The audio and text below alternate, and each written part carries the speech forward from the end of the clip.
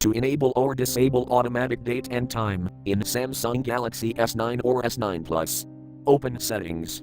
From a home screen, swipe up or down from the center of the display to access the apps screen.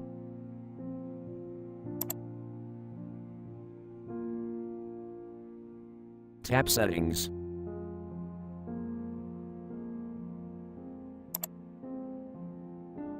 Scroll down.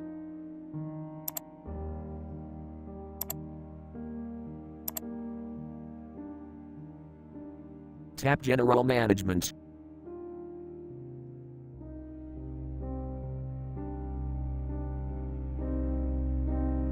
Tap Date and Time.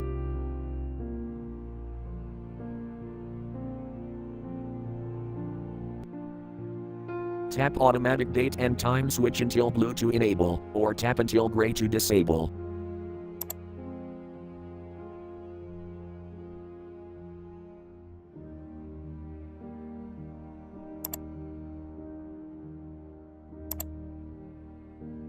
Thank you for watching. Have a nice day.